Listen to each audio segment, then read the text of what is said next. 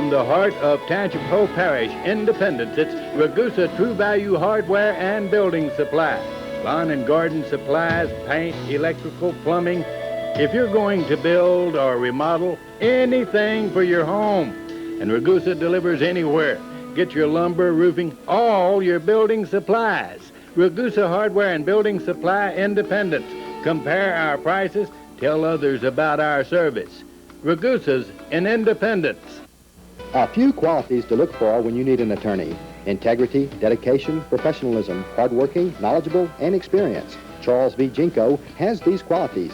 When you need legal assistance, call the professionals at the law offices of Charles V. Jinko, 108 East Mulberry Street, Amite, Louisiana, 748-8164. The Caboose Restaurant and Lounge in Independence is the place for great charbroiled steaks. They are great. Seafood, too. And the Caboose has banquet facilities and rooms for private parties. Plus, it's the place to meet old friends and make new ones. You will love the atmosphere at the Caboose on Highway 51 in Independence. Rocky's Body Shop, the oldest independent body shop in Tangipahoa Parish. Ken and Joey Mayu will repair all body works, no matter how large or small. Looking for that special color? Rocky's can make any and all colors with their latest state-of-the-art computer coloring. Rocky's offers free pickup and delivery in the local area. Fast, courteous service, free estimates, accepting all insurances, and guaranteed work. That's what makes Rocky's the best. North Lake Cellular is your one-stop, locally owned communications headquarters and getting better all the time. North Lake now has prepaid cellular from Bell South Mobility. No contracts, no hassle, and you stay within your budget.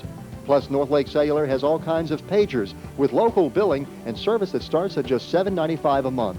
And North Lake Cellular is the only authorized service center for Bell South Mobility in this area. They sell it, they service it. North Lake Cellular on Kate Street in Hammond. Tansy Appliance Parts is now open for business and offers an extensive line of original equipment manufactured parts for Whirlpool, GE, Frigidaire, Kenmore, Maytag, and many more. Replacement parts for washers, refrigerators, dishwashers, stoves, hot water heaters, and all home appliances. We have a very large inventory at reasonable prices. Tansy Appliance Parts, someone you can trust and parts you can depend on. Located next to Pool Lumber Company on North Morrison Boulevard in Hammond. Hi, I'm Tracy Durham of Dixie Motors. For over 30 years, our family has given our customers friendly salespeople, a dependable service department, and most importantly, a great deal with no rigmarole. But don't take my word for it. We want you to take the word of our thousands of customers. Notice all the cars with Dixie stickers. The numbers speak for themselves because our customers know that Dixie sticker means they got the best deal. Dixie Motors, North Morrison Boulevard, Hammond. I'm not hiding anything. If someone buys a DBS system from you, isn't it true that they still have to purchase programming? Isn't it also true DBS customers are responsible for their own service and installation? I have no control over that. But with cable TV, you've already got all the top-rated channels. There's no equipment to buy, and service and installation are guaranteed. I don't think that's relevant. Isn't it a fact, sir, that DBS can actually cost much more than cable TV? I don't recall. If you're thinking about DBS, you might want to think twice. Cable TV, the best value in home entertainment. I haven't done anything wrong.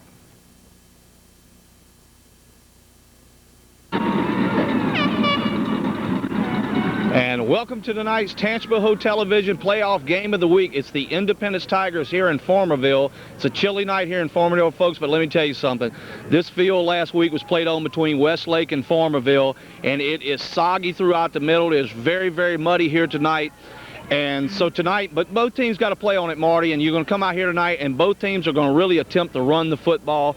Westlake is very big, has a big man running the football, and you know LeBrandon Tofield for Independence, so the team that can stay out of the slot and make turnovers will probably win this game. What about this team here from Farmerville? Well, Farmerville, Darrell, is a team that solely relies on the run, and they're led by Russell Lyons and Cadero Singleton. Very rarely will they pass, and with these conditions tonight, it is more conducive to the way they play football. You know, they want a power game, slow up the game, you know, keep the ball away from Independence, and they are led defensively by, I'm going to tell you, two outstanding linebackers, and Jerome Wallace and Tawani Dismuke.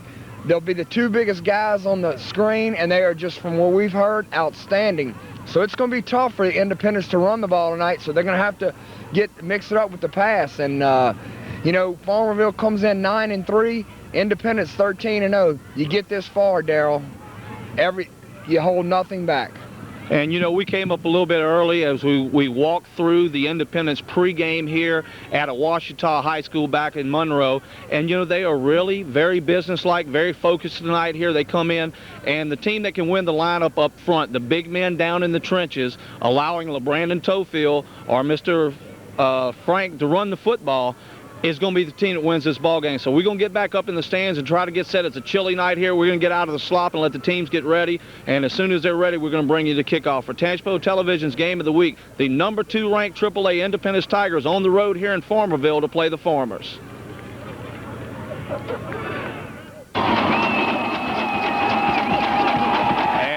Just about set for kickoff here in Farmerville, and if you can't tell, we're in hostile territory here on the Farmerville bleachers. We're outside in the cold amongst the fans, and right now the Farmerville has elected to defer the kickoff to the second half, so Independence will take the ball. Set back deep to receive is number 2, LeBrandon Tofield, also Otto Bonds and Devarius Vest. And set to kick off looks like number 43, Bernard Newt. And all season long, Marty, we've seen him kick it away from Tofield. A wise choice if you're the opposing team. Definitely a wise choice, as this young man, every time he gets his hands on a ball, is capable of going the distance. So we are set for the kickoff with a chance to advance to the Superdome. And in Darryl, it is electric, as loud as I've seen it all year long and everywhere we've been. And it's live on both sides. There's still got cars pulling in the stadium. State semifinals tonight, folks. And we are in cramped quarters and conditions that are not to our liking. And neither team is in conditions of their likings. That is a muddy track out there tonight. So let's see if Bess or Bonds gets a kickoff, as they will probably kick it away from the real deal. Kick is away, and it's going to be fielded by, I believe that's Bonds. Brings it up the right side, feel a little bit muddy. He's going to be hit down hard at about the 17-yard line. So the Independence Tigers will set up shop there on the first possession. As the Tigers come out here tonight, number 2 ranked in the state and undefeated, to face a 9-3 Farmerville Farmers team. And muddy field, Marty, is to say the least, as it is sloppy in the middle of the field. Well, Darryl, they had a big rainstorm last week. They say that they played in 2 inches of water the whole night against Westlake, which Farmerville came on top 12-0, and we still see the repercussions of that atmosphere. And the Tigers come out in the one-back set with DiMaggio in the slot. Williams to your high side. It's a pitch to Tofield. He's hit hard at the line and going to be knocked down for about a 1-yard loss.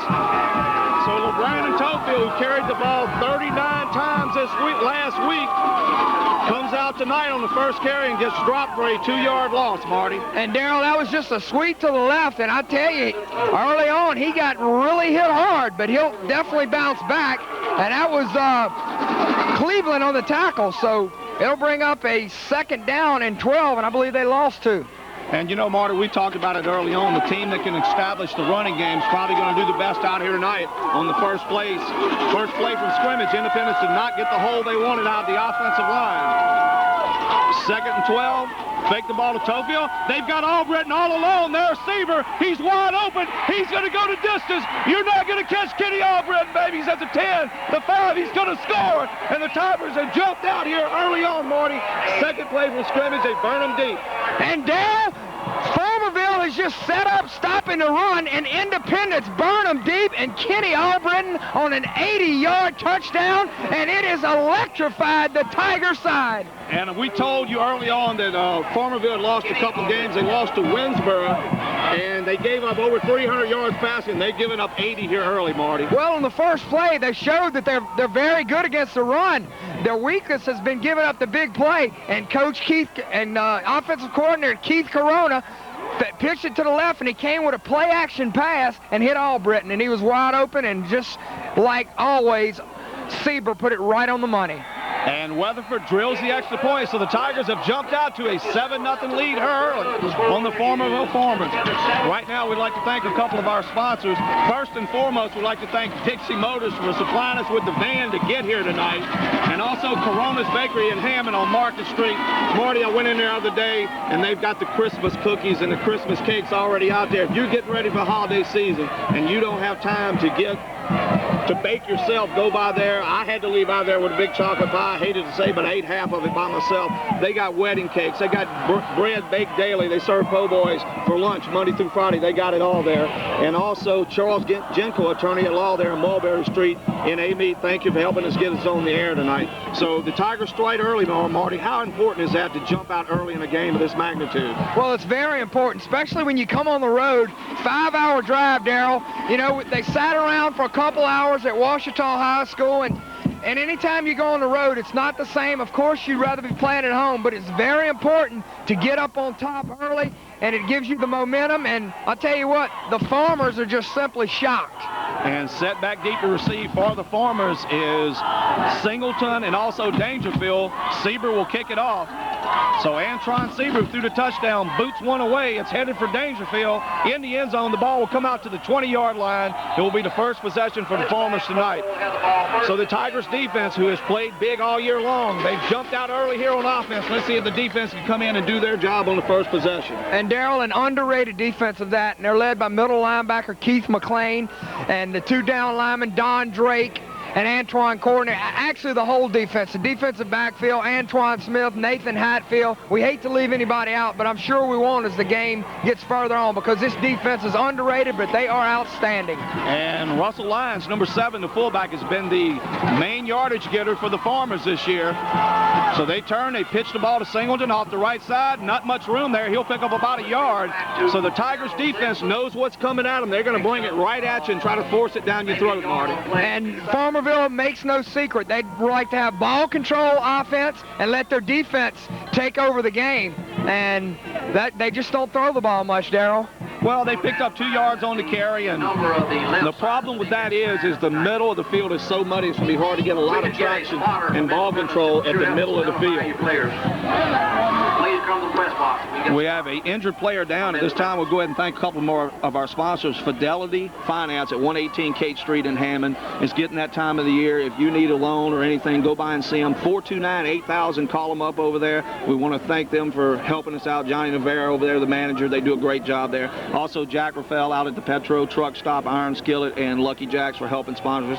And one of our sponsors help us look good all year, S&S Sports Center. You know, Marty, they got the new embroidery machine up and rolling. They have done some wonderful work over there, as we hopefully, if the Independence Tigers advance and you're going to the Dome, go by, get you an Independence hat, get you an Independence sweatshirt. They've got some nice stuff over there, support your team. And they have all kind of college and pro team stuff. They do a full line of silk screening, but the embroidery is really taking off for them. Getting ready for Christmas. Go by and see the Scalage family there at Hammond at S&S Sports Center.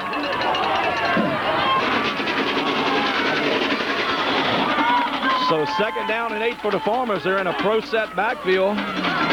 Ben Jones, your quarterback, under center. Turns, hands the ball, lines off the right side. He's stacked up, but he bounces off, trying to get to the outside. And great game tackling by the Tigers, as he'll not pick up a yard there. Tackled down by, looks like, Falcone and also Antoine Courtney. And everybody in on their places. So far, the Tigers defense pursuing very well. And they are, Darryl. Not only are they a big defense, they're a very fast defense, and they swarm to the ball. And Independence has come out with a real good game plan, Darryl. They're just going to force Farmerville to throw the ball, dare them to throw. And I got to tell you something. This kid, Russell Lyons, is a big kid. He's going to be tough to bring down one-on-one, so he's going to take pursuit by the Tigers. Kenny Albritton out on a island on the receiver as they try to throw the in route. It's wide open, and he breaks 1 tackle, 2 tackles, and he's out, and he's going to break away as the Tigers have given up a big play. If they can't, Copeland can't catch him. And he does not. Or did he mark him out? They marked it a touchdown.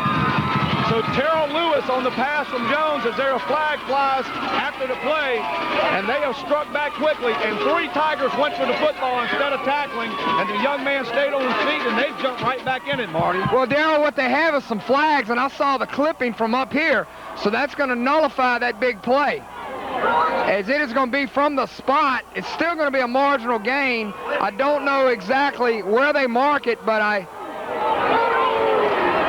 And what a huge momentum breaker for the Farmers there, as they had struck back and shocked the Tigers. They were standing on the field, hands on hips, but the penalty will negate it. And looks like it's marked at about the 36 or 35, so that'll move the ball back at about midfield. It will still give the Farmers a first down and 10. And right there, the Tigers have to feel lucky because they did not tackle very well. Young man broke 4 tackles before they got the clip. And he did a nice job, Terrell Davis, right there. And, you know, there was no need to clip as the young man was in the open, Darrell. But you can't fault the guys for hustling and trying to vault him into the end zone. But a good break right there for the Independence Tigers. Nevertheless, Farmerville will set up at midfield. So 9:09 to go here if the clock's correct, with the Independence Tigers leading this one 7-0. First down and 10 for the Farmers. They line up in an I backfield. Singleton, your deep back, lines the fullback. They hand the ball to Lyons, and he runs into number 70, Derek Hunter, and also number 59, Don Drake. He'll pick up about a yard on the play, Marty, and we've noticed all year long the Tigers' defense is toughest right up the middle. Well, they are, and that's the strength of their defense, as you got Antoine Courtney along with Don Drake and Keith McLean. So that Bermuda Triangle is just tough to run in. Running backs go in there, but they don't come out, Marty. Second down and 9 for the Farmers. I backfield once again. They turn, hand the ball, quarterback keeper as Jones tries to get to the outside, but he's going nowhere and hit down hard as Kenny Albritton laid the lick on him. Maybe a yard on the play. And that was Lionel Joseph who grabbed him and held him up for Albritton to hit him, and they'll pick up about 2 or 3 yards on the play, bringing up about a 3rd and 7, Marty. And, Darrell, it looked like it was going to be wide open, but the pursuit of the Independence defense was just incredible as Lionel Joseph just chased him down from behind. But you know something, Marty? What the Tigers learned on that play is that the quarterback, Ben Jones, is not as quick to the outside as maybe they would have expected, and they're going to be able to get out on him with the pursuit. Big 3rd down play here early, 3rd and 7. High backfield again. They turn, they're going to fake the ball to Singleton, looking to throw it to Lyons. It's overthrown, and that'll force the Farmers into a punting situation. So after the penalty negated the big play by the Farmers, the Tiger defense stiffens, and they hold them and force them in a punting situation. And it will be Kenny Albritton back deep to receive the punt. And Kenny Albritton set the tone early, Darrell. Let's see if he can get a nice punt return. And as cold as it is out here tonight, you got to be very careful and make sure you look the ball into your hands, because it's a different feel and weather than it normally is. Bernard Newt back deep to punt for the Farmers. Stands at about his own 42-yard line. Gets it away, end over end punt. And Albritton lets it bounce. It's going to take a Farmer roll and die down at about the 10-yard line. And, Marty, it is really cold out here tonight. And, you know, we were down on the field earlier. The Tigers were really cold, but, you know, they had a stroke of luck there. Miss Lucy Bellavia, Frank Arthur Anzalone, David Falcone, Russell Viola, Jimmy Myers, and also Bobby, I don't have his last name, donated some generators and some portable heaters for the sideline, and that's going to make a huge difference. You only see pro teams and college teams have those. Tonight the Tigers have them on the sidelines to keep them warm. Well, Independence goes first class or they don't go at all. They do everything first class. A great program, a first-class program. Sieber hands it to Tofield off the left side. Minimal yardage. Will pick up 2 or 3 off that left side, Marty, so right back to the running game. Well, what they set up the pass via the run, Darrell, and right there, they're going to, you know, LeBrandon Tofield, one of the top running backs in the state, you know, he's got them this far, and you got to keep going to him, and they set everything up off of LeBrandon Tofield. And he'll pick up about a yard on the play, so it'll be 2nd and 9, and also they're down deep in their own territory. Don't want to make a mistake here. And early on, what you try to do is you try to feel each other out, Darrell, and see how the game goes and see what the defense is going to give you. And it's still rocking on this sideline. Little counter tray to Tofield. Hit hard at the line. Nowhere to go. It's going to bring up 3rd down. Look like number 31, Ty Dismuke on the tackle, one of those big linebackers. Well, we heard about Dismuke along with Wallace, and they've lived up to their billing, Darrell, as they have done a good job thus far stopping the run. And 41, your roll. So it's going to be 3rd and long for the Tigers, backed up deep in their own territory. A critical call here. They need to try to get out and give themselves some breathing room for the punter. They dodged one bullet early. It's going to be a 3-receiver set for the Tigers. We haven't seen this often. Kenny Albritton in the slot to the top of your screen with Williams. Receiver's going to roll left, looking for the waggle. Got a man wide open, but they hang it up high. And it is knocked down, intended for Albritton. Had him open, but he hung that one up high, Marty. Didn't look like the true Antron Seaver pass on the line. That one kind of got a little wind under it. And Albritton was open early, Darrell, and Albritton just Seaver, that's probably only the 2nd bad pass we've seen all year, and it just kind of hung up on him. Maybe he didn't get it right on the laces, but nevertheless, they will be forced to punt, and they'll bring up a 4th down and 9, and what a dangerous weapon Independence has in Quentin Weatherford. And he's going to be set deep in his end zone and just hope he can field it and get it away for the Tigers. Set back deep to receive is number 21, Hondo Fields, and also number 28, Kevin Fields. So Fields and Fields. Weatherford has the snap. Punt is away. Nice kick to the left side. Kicking it away. It's going to be well covered by Tofield. Nice roll by the Tigers, and a big booming kick will fall dead at the 42-yard line of the Farmers. So a good job by Weatherford. Got it away quick and clean and put it out deep there. So even though the Farmers have pretty good field position at 42, Marty, a good job by your special teams to give you a little breathing room. And he's done it all year long, Darrell. Whenever Independence is needed to get out of the hole in special teams, they've relied on Quentin Weatherford, and he has come through, and he's come through once again, giving this outstanding defense more room to operate. And is having a little trouble reading the clock. All the lights aren't working. I'm not sure how much time. It looks to be about 6 minutes left to go here in the 4th quarter. Tigers lead at 7-0 here. Backfield once again. They hand the ball off to Singleton off the right side. He cuts back to the middle and strips down and falls after a gain of 3. And he actually slipped down, had a little room to the outside there, Marty. Well, that was just looked like the old USC student body left, and he had a wall of blockers. Had he not slipped down, Darrell, he may have gotten a lot more yardage, but it was a good job by the Independence defense. Cornerback Devarius Best coming up and forcing him back to the inside. And these cornerbacks and defensive backs for the Tigers have been kind of underrated all year. They've done a fine job of tackling one-on-one, even though they're a little bit undersized. Split backfield. They pitch the ball to Lyons. He's got one block out front, lowers his shoulder, is going to drive forward for a 1st down. And finally tackled down there by number 5. That's Bonds. So they are inside Tiger territory at the 44. It'll be a 1st and 10. And Darrell, just what we expected, power football out of Farmerville. And right there you see why Lyons has 1,400 yards, as he is a big back, and one man's not going to bring him down. You cannot arm tackle him. You have to wrap him up and hit him low. And right now the Tigers need a little penetration by their ends to try to stop that outside. And you need a little contained push-up field. High backfield again with Singleton and Lyons the fullback.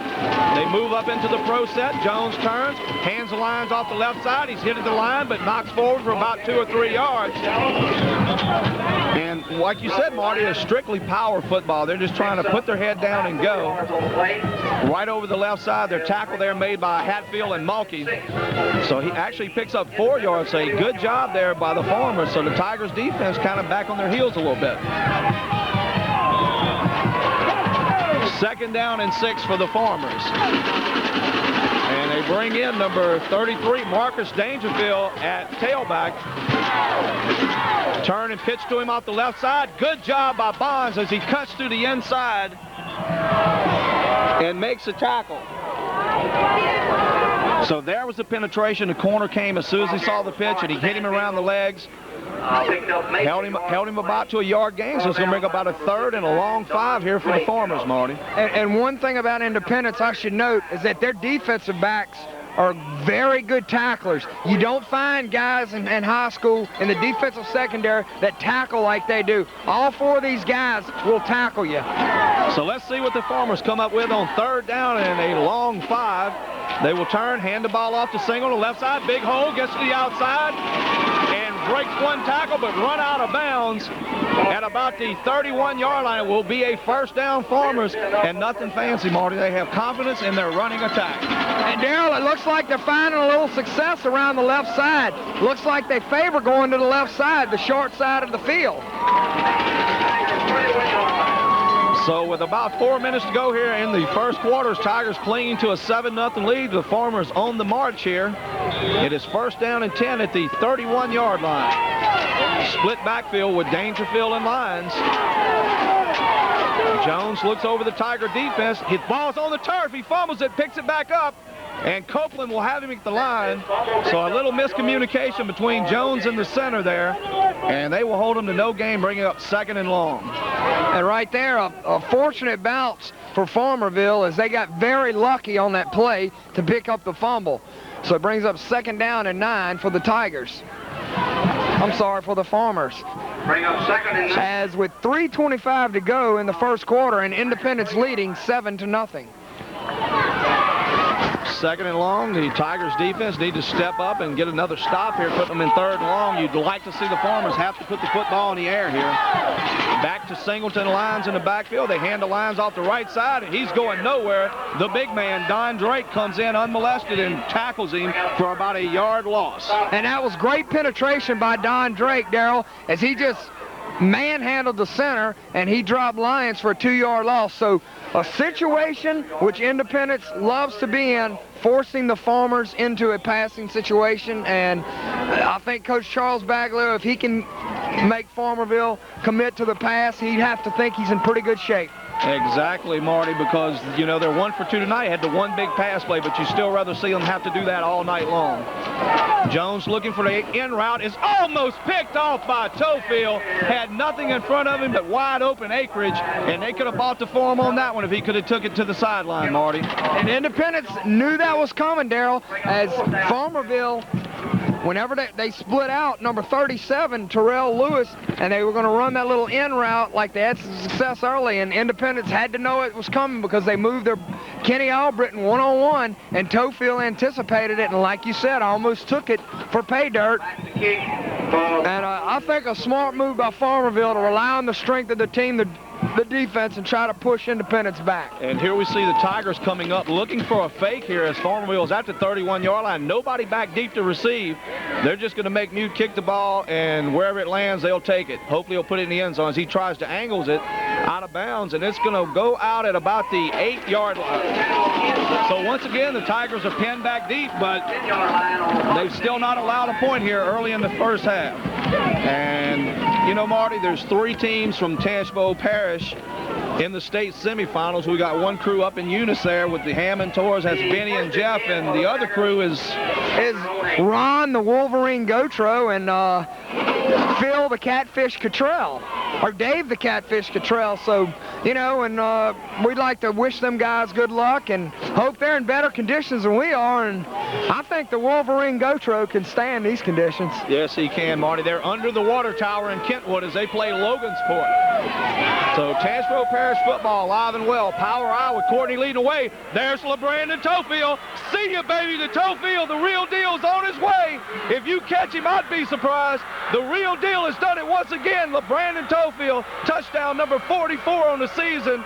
And that's why he has all the pub, because he can do it. You give him a crease, and it's gone, Marty. And Darrell, I am just in amazement as he flew down the field. He didn't run, he flew. But let me tell you something, Marty Morgan, a big play cause. They bring Antoine Courtney in at the fullback, the big lineman, and when he came through the hole, one of those tough linebackers came up and he flattened him. Tofield hit the crease, and it was see ya. I would venture to say that if he went to Eglin Air Force Base, he could have outrun a jet. So he was moving that fast. 13-0 your score here. Tigers jump on top, waiting for the extra point.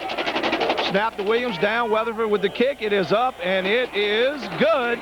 Tigers lead at 14-0 with 2:04 to go in the first quarter. And what a coaching move to put Courtney in the power I formation, leading the play for LeBrandon Tofield. And Darrell, we talked about it.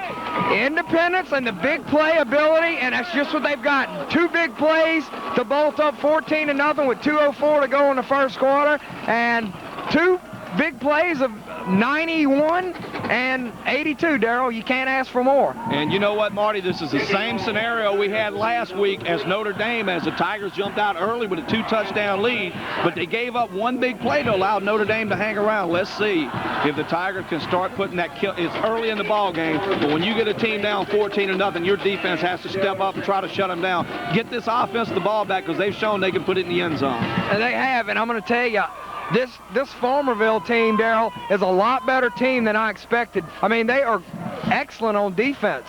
You're just not going to run it down their throats. Like you say, you're going to have to get big plays, which they've gotten, and offensively, they've showed signs that they can move the ball. So this is a very good team. And Antron Sieber kicks this one off the side of his foot and will go out of bounds at about the 33-yard line. So we'll see where they come up here. But you know, Marty, the Tigers offense has struggled a little bit the last couple of weeks. Last week, LeBrandon Tofield rushed for 171 yards, but on 39 carries, they played a lot more ball possession. But tonight, they're back to the old big play offense, as we've seen Sieber to Albritton for 82 yards, and now LeBrandon Tofield for 92, right up the gut. And like I said, I still have to love the call of putting the big man Antoine Courtney in at fullback. Give him somebody to run behind. Emmett Smith has Moose Johnson, so give him a moose back there in the backfield. Want a bigger moose than Antoine Courtney. He is a big fella. I think he's an elk. He's bigger than a moose. First down and 10 Farbers. Ball rests at the 35-yard line. Singleton comes up to the pro set. They turn, pitch the ball to Lyons off the left side. He's got a big gaping hole.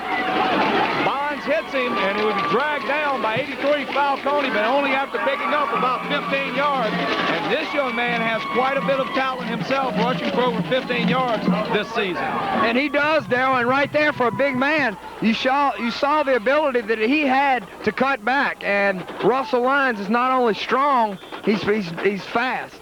But you know something, Marty? They have found something over the left side. And right now, Antoine Smith on this right end over here will have to step up and try to get him in the backfield to slow him down a little bit. They try to go to the right. This is Singleton. Got a little bit of a hole. Going to pick up about 5 yards. And the running game for the Farmers. But, you know, when you run, if the defense step up, make one play, it makes it hard when you can't get chunks of yardage at a time. And they've given up 2 big chunks on offensive plays. They're down 14-0. But right now, if you look at the sideline, they're not panicking.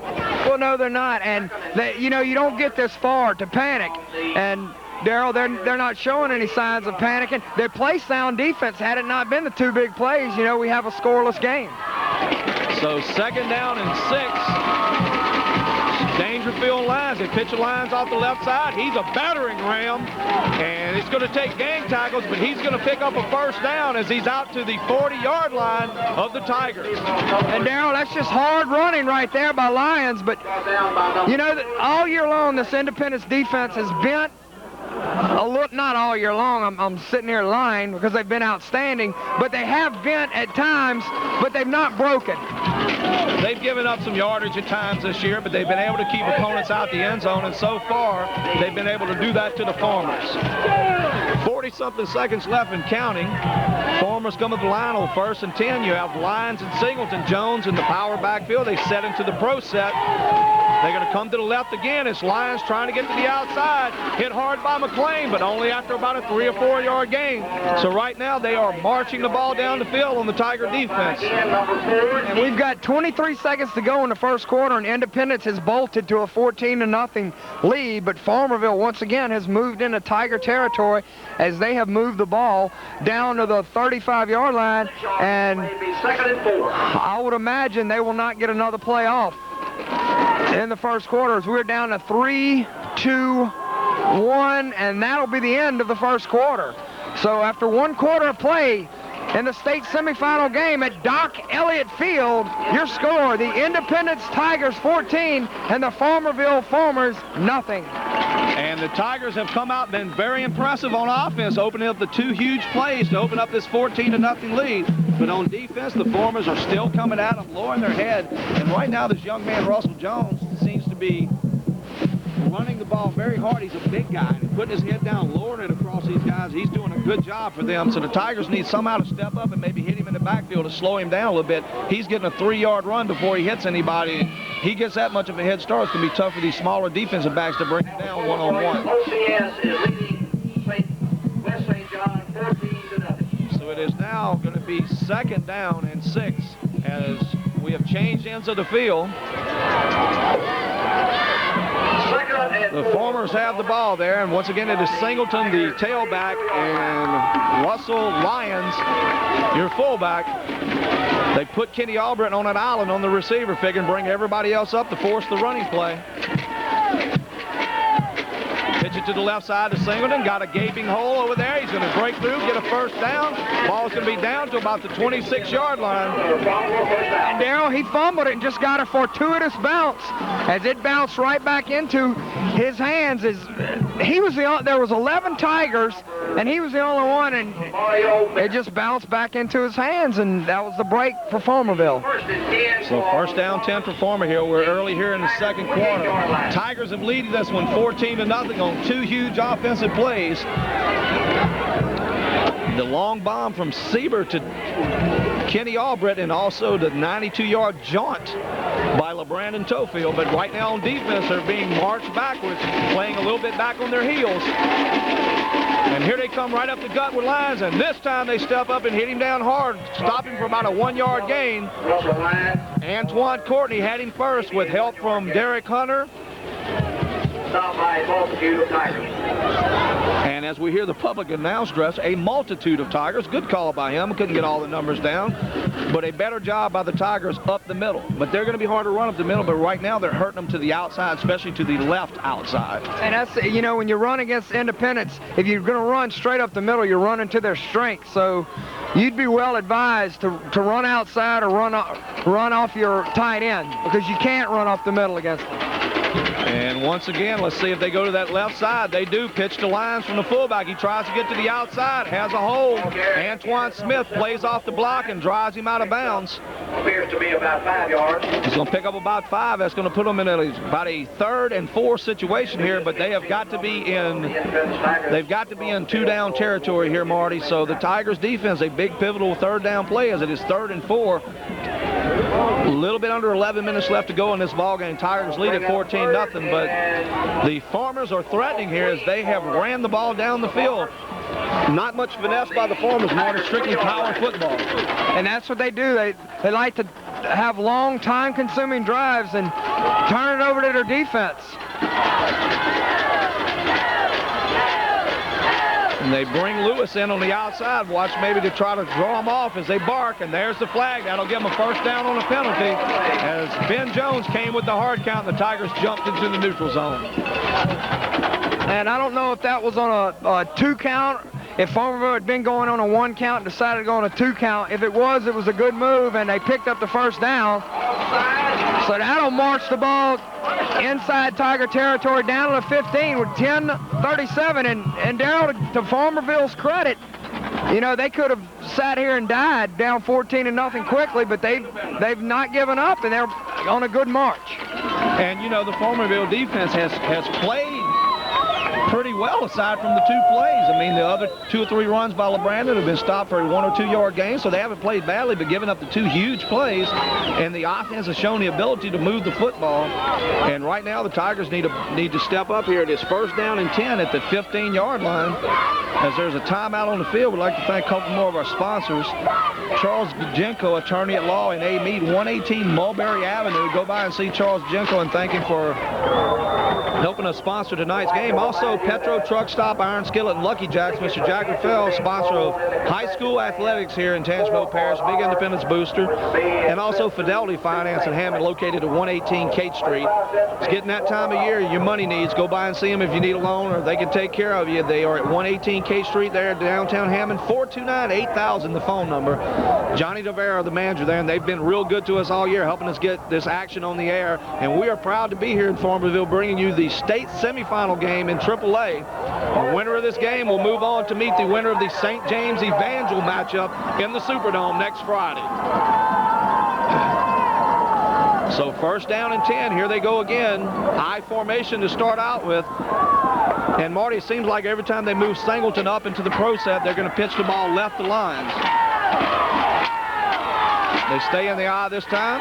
Turn, hand the ball to Siegel. Penetration there, and they drop him down for no gain. And that's once again Antoine Courtney. And Darrell, one thing that our viewers may have not noticed, or if they did notice, Independence just called a timeout, and I'm sure that Coach Bagley told his defense, look, guys, we're up 14-0, but you cannot afford to be complacent. And right there, after the timeout, they were charged up. Well, one thing, too, Tofield came in from the outside and helped hit him in the backfield, so he combined with Courtney to drop him for a 1-yard loss. 2nd down and 11. Farmers in the red zone for the first time. High backfield. And here they go again. They're faking, looking to throw. They got a man wide open in the end zone, and he tried to go to the outside, and that was number 6, Devarius Best, on the coverage. But they had slipped number 80 out, and he was wide open in the end zone. I'm sure the coaches for the Farmerville are going to notice that. So they try to throw him off, Marty, get away from the running game, and now they have set themselves up on 3rd and long. And, you know, I'm not sure what kind of kicker Farmerville has down 14-0. You might figure they're in 2-down territory here. Well, they could be, and that really was a nice play fake by Jones, and he had number 80 wide open. That would be Robert Ramsey, but he just went for Lyons, their go-to guy all year, which you can't blame him. But had he gone to Ramsey, it probably would have been a touchdown. Well, we'll see. If they're going to go for it in 2-down territory, they'll try to get some of the yardage here, looking to throw the ball again. Got the man out in the flat. It's tipped at the line, going to be knocked down. Jones's pass is knocked down. So that's going to bring up a 4th and 11. So let's see what the Farmers do here. That's going to be blocking below the waist. Obviously, in high school football, you cannot cut block, and up here, we did see that he tried to take an Independence defender's knees out from under him, and that's exactly what happened. So that's going to be a penalty against the Farmers, and Independence will surely decline this penalty. I would think they would. And actually, they're going to mark this penalty off, so it shows how much you know there, Marty Morgan, as Coach Baggers decided to take it. Well, that's a smart move, right. I thought it may have been a 10-yarder, and then again, Farmerville showing no ability to throw the ball. Well, Marty, you know, they had a couple of receivers open, but you got to see some continuity in the offense, and I don't think they're used to throwing the ball, so if they're going to do something they're not used to doing, then the ball will be marched all the way back to the 38-yard line as they mark it from the spot of the foul. It'll be 3rd down. So 3rd down, and let's see what they come up with here, because they definitely now, if they don't get some yardage back, will be in punting position. Looking to throw, coming on the blitz. That's Falcone. He misses him. And he gets it away, complete the lines to the outside. He's going to be down at the 26-yard line. And I believe that was number 83. Is that Falcone, Marty? And number 83. He had a shot at him in the backfield and missed him. So it's going to bring up a 4th down and about 20. The ball rests at the 26-yard line. 25. So the Farmers come back out on the field. Looks like it is their offensive team on the field. They're going to go for it here. It's a big gamble here early. That was 83, Darrell. Chad Falcone coming in real hard, and Jones just luckily ducked out of the way. They bring in Antoine Sieber at a DB to help out, also Kenny Albritton, so we'll see what they can come up with here. Jones turns, they hand the ball off to Single off the left side, breaks one tackle, but he's not going to get the first down. And there's a flag coming in late, so this could be a crucial call. At least I think it's a flag. It may just be I think it was a beanbag to mark the spot, Marty. So the Tigers take over with first down at their own 21-yard line, so they dodge another bullet. And once again, the defense bends but not breaks, and they haven't allowed a touchdown, leading this one 14-0 with 8:39 to go here in the 2nd quarter. Tigers get the ball for the 3rd time, and they have shown the ability to go the distance on 2 big plays, and we'll see what they come out with here. Brandon Tofield, the lone setback. Williams will be to the bottom of your screen. Albritton to the high side. DiMaggio in the slot to the high side. Fake the ball to counter, trade to Tofield. They're going deep once again. Albritton's got him beat, but the ball hangs up, and that's got to be interference, folks. He was all over him. Just ran right over him as he tried to catch the ball, and that's one of those situations where the receiver knew the ball was overthrown, but the defensive back didn't. And right there, you know, it's getting to the point, Darrell, when you face Independence, you just pick your poison. Do you want Independence to beat you with the pass, or do you want them to beat you with the run? And right now, Farmerville is electing to stop the run, and Independence is just killing them with the pass. Well, they They had the man wide open, Marty, and the pass was underthrown, but that's what caused the penalty because the pass was overthrown. And I believe that is a 15-yard penalty from the line of scrimmage. So that's going to move the ball out to about the 35 or 36-yard line, giving the Tigers a 1st down and 10, and they're in that sloppy part of the field. And that was actually a smart play, or really a lucky play by Kevin Fields, as he knew he was beat. And in high school football, I do not like the ruling, but that's what it is. It's only a 15-yard penalty for pass interference. I formation, DiMaggio leading Tofield. He goes off the right side, hitting the backfield, going to be dropped for about a 3-yard loss.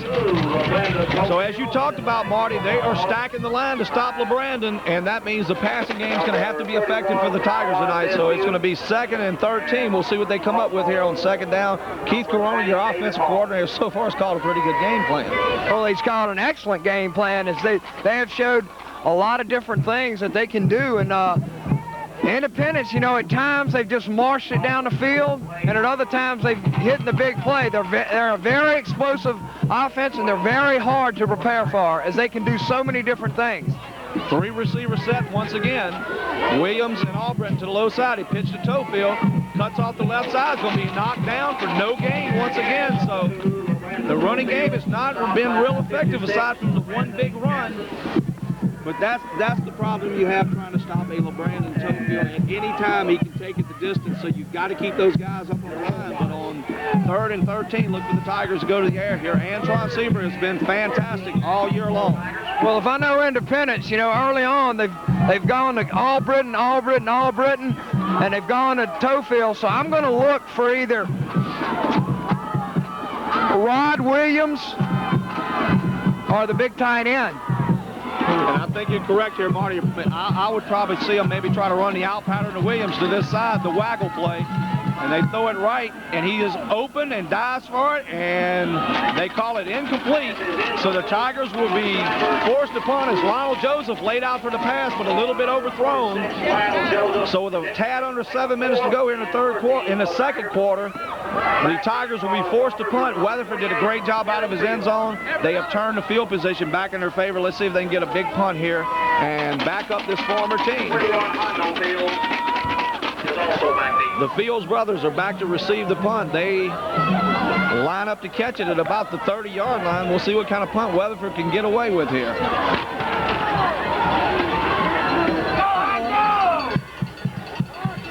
And it is blocked, and Weatherford falls on it. So the Tigers, who have struggled a little bit on extra points this year, give up a blocked punt. So the Farmerville Farmers, never say die, are still right there. They have the ball at the 27-yard line. And that was, Tigers not a good job on special teams. And I think it was blocked good there. I mean, I think it was good blocking up there, but Taiwan Dismuke just somehow slipped away, and he got his big left paw in there and blocked the ball. And so Farmerville is in business at the Independence 28-yard line with 6:48 to go before halftime, and Independence leading 14-0. And up to the line quick they are. High formation. They turn. They're looking to throw it once again. Got a man wide open down the middle, and they lob it up to him. That's Singleton. They're going to score. And I think they came out quickly after the block punt and caught Independence off balance and have thrown a touchdown and cut the lead to 14-6. My, oh my. I mean, just when you think you got Farmerville buried, Darryl, they haven't shown the ability to pass the ball, and they just hit you with a big play to Singleton out the backfield, and they're back into this ball game with 6:40 to go before half. And hey, nobody said it would be easy on the road up in Union Parish. It's never easy on the road in the state plow, especially in the semifinals. The Independence Tigers have been here 3 times before, all the times on the road. And hopefully tonight, the 4th time will be the charm. And it will be number 43, Bernard Newt, to kick the extra point. And extra points become important here as the Tigers lead at 14-6. That's going to be a delay of game penalty. And it took a long time because the young man had to change shoes, Marty, and it took a long time. So they're going to back it up 5 yards, and that could be a crucial 5 yards here. So let's see if it comes back to haunt the Farmers. Delay of game call backs it up 5, so they will be kicking the extra point. You know, this shoe business, I don't know if a square toe is that big of a difference, Darryl. I just think a lot of it's mental. hey, I mean, you can practice from 15 yards out and kick it with your regular shoe. Me and you can do that. Bad snap. Mute's looking to throw the football. He's being pressured by Albritton. Lobs it straight up in the air and knocked down, so the Tigers avoid the extra point. A good job there. And that's a good break right there for the Tigers, because if Farmerville should score again, that's going to force them to go for 2. But you know what, Marty, though? It goes back to show you when you get a penalty like that, it takes you out of your regular extra point routine, and it might have cost them a point right there. So with 6:40 to go here in the second quarter, the Farmers are on the board. Score is now the Independence Tigers 14, the Farmerville Farmers 6. And we'd like to thank a couple of our sponsors. Corona's Bakery, located on Market Street in Hammond. Go by daily. They have pistolets and hot bread baked daily. They have cakes, wedding cakes, anything you need a special occasion cake for, they can do it for you. With Christmas coming up, all the cookies and the pies and the cakes. I love this time of the year, Marty. So go by and see them over at Corona's and thank them for helping sponsor high school football. And also, we'd like to thank S&S Sports Center there in Hammond, your locally owned sporting goods store there in Hammond for over 15 years. They're a big sponsor of all high school athletics. They are big into the embroidery stuff now. They do some fine work over there, can do all your silk screening needs, but they also carry a full line of equipment, sporting wear, shoes. They have it all there at S&S. Skalosh family in business for over 15 years. And, you know, once again, we want to thank Dixie Motors for helping us out, getting this van for us over here. And it is a nice van, so if you're in the market for a vehicle, go by and see them at Dixie Motors there in Hammond. Bernard Newt set to kick off. Set back deep to receive is Bonds, Best, and Tofield. And the Tigers need to get a little field position here.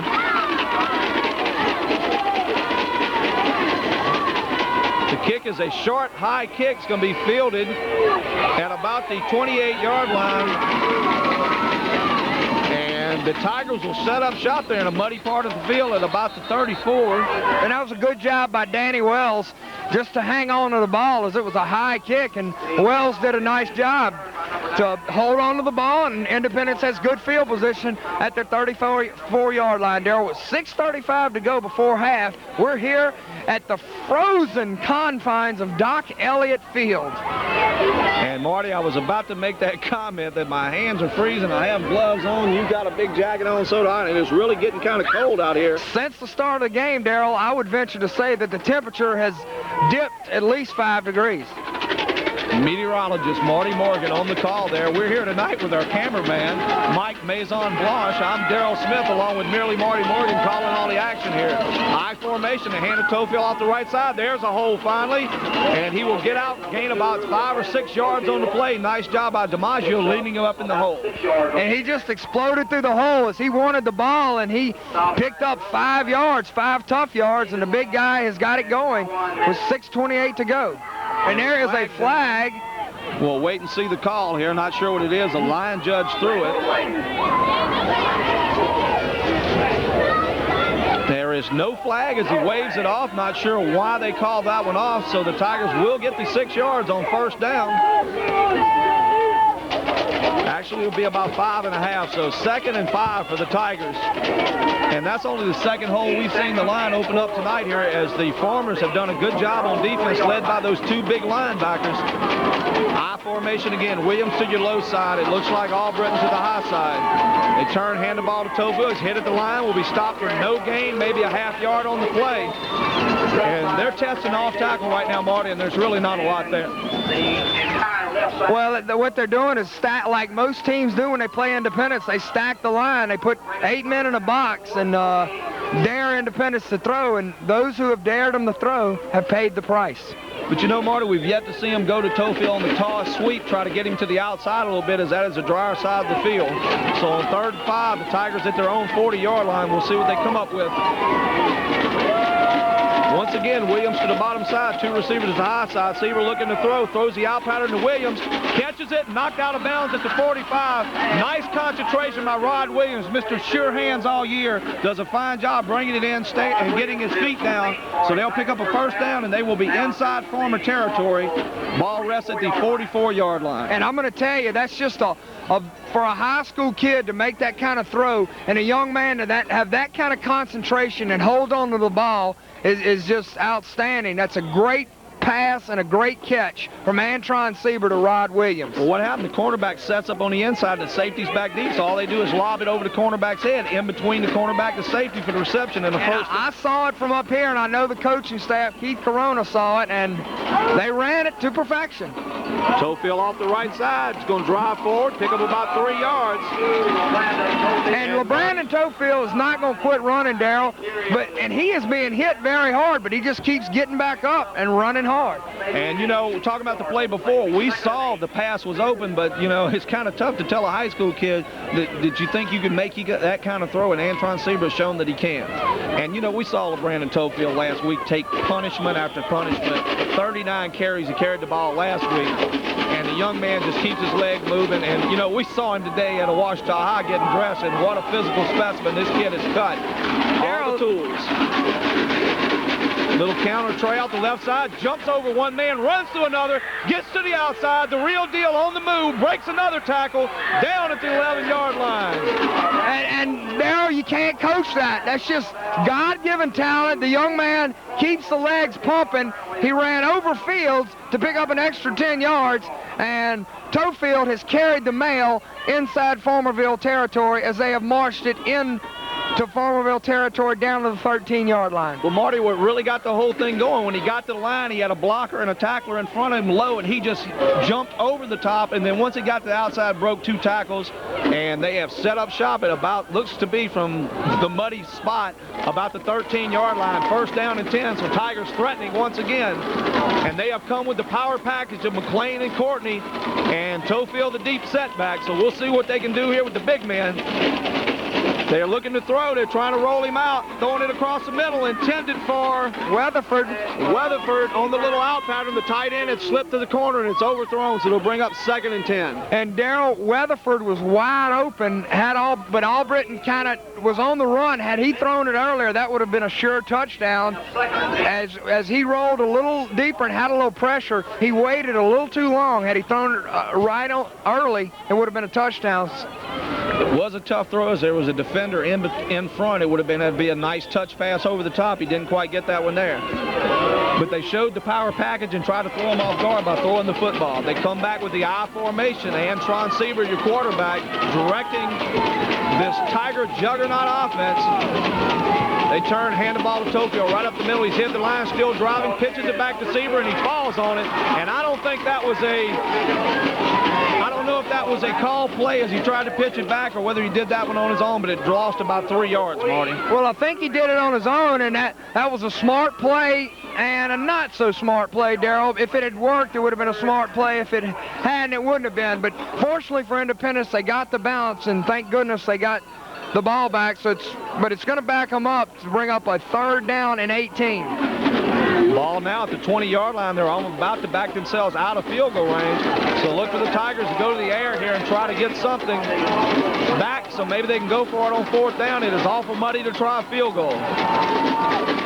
Sieber dropping the pass, got all day, throwing it to the outside. And it is a touchdown to Albritton. As he just waited for it, I don't think the defender ever saw the football. Kenny Albritton went up and got it. The basketball player turned football star makes another big catch, and like we called him a few weeks ago, the silent superstar of this Independence team. And once again, a fantastic throw, a fantastic catch, and this team's outstanding. And they are doing what it takes right now. They have jumped out to a 20-6 lead. Quentin Weatherford will line up for the extra point. 2 for 2 on the night, and they've had trouble the last 2 weeks with extra points. Another big one here. And Darrell, this is the best defense that I've seen all year. They snap it over his head, ball's on the turf, and they will not get this one. So now it is only a 2-touchdown lead. And, you know, we talk about it over and over, Marty. These kind of things can come back to haunt you. Let's hope they don't come back to haunt the Tigers tonight. Lead at 20-6, which was due mostly to the running of LeBrandon Tofield. The one big run got them down there, and then they kind of stumbled once they got down there, but they back themselves up, and then they come with a great pass play. So every time it looks like they're staggering a little bit, they step back up and make a big play. So with 3:40 to go here before halftime, Tigers lead at 20-6. It's Wichita Christian 27, West St. John 0. So the Independence Independence Tigers have done it all year long, Marty. They've done it on special teams, offense, defense. Tonight it's been the offense doing most of the damage as they have looked very good up and down the line here. Scored on 2 big ones, got another big one, and then punched it in. So they have scored 3 times here in the first half. And Darrell, when you talk about Independence High School, you talk about a total team effort. You know, week in and week out, they get contributions from so many different guys. You know, and you see the fan support they got. I mean, it's just outstanding. The whole town is here tonight. It's a credit to Baglio and his staff. Better kickoff this time. It's going to go to the right side and out of bounds. Flag flies once again, so Antron Sieber having a little bit of trouble getting his kickoffs down the middle. Nevertheless, the Tigers lead this one 20-6. And Marty, should this one come to fruition, and the Tigers win this one next week, they would be at the Dome, and it would be the first time they've been at the big show, and with a possible rematch with the University of Evangel. Well, we got to get through this one, Darrell, but, you know, I hope if they're there, we'll be there, and hopefully they will be there, and it's, you know, early on, it's looked good. As, you know, Farmerville's defense is outstanding, but Independence's offense is also outstanding, and they've just beat Farmerville with the big plays tonight. And big play offense it has been all year long. And this Farmerville team needs to try to get something. They're looking to throw the ball again, sending a man up the sideline. It's there, it's caught and dropped.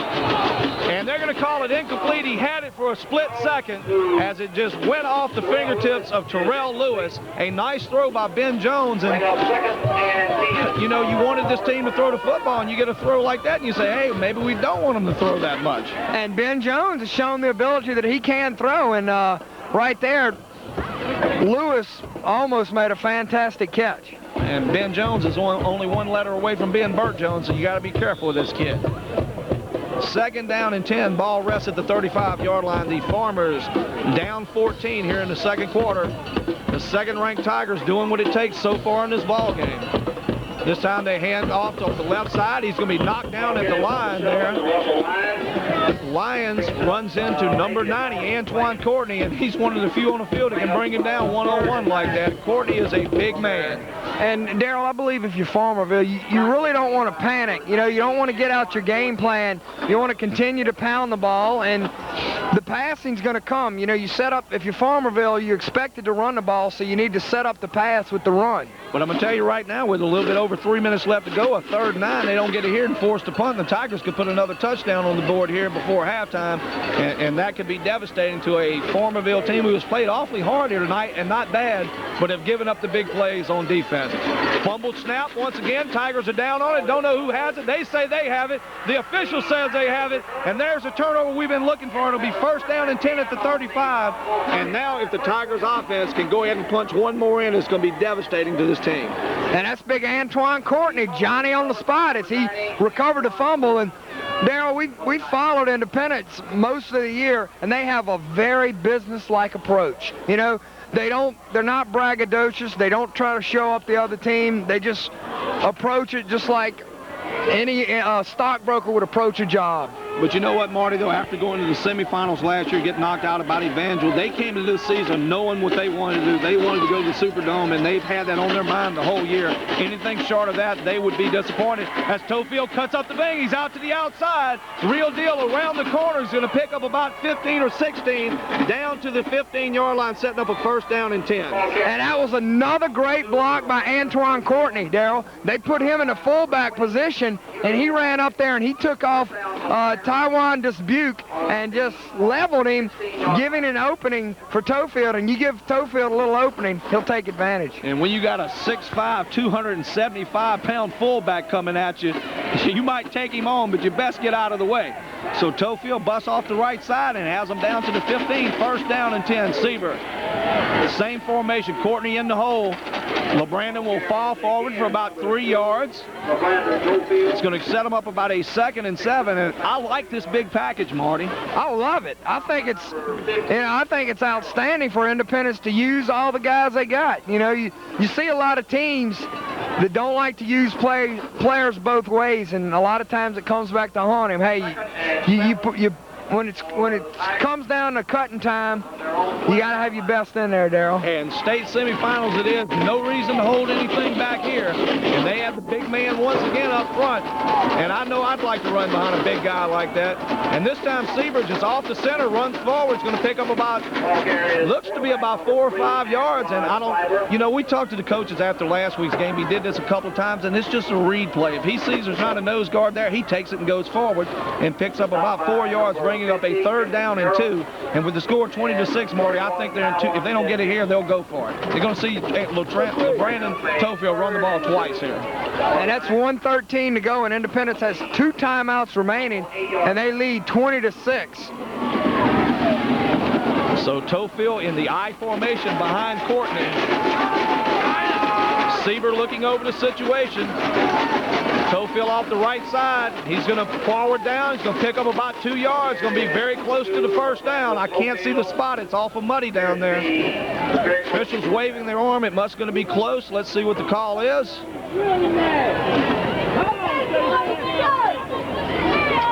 First down, Tigers. The ball now rests at about the 4-yard line. First down and goal for the Tigers. There's only 44 seconds left and counting. And Darryl, this would be monumental for Independence to push it in here and go up by 20 or 21 points before halftime. And be cognizant of the clock here. It is ticking down. There's about 30 seconds left to go here. They're taking their time.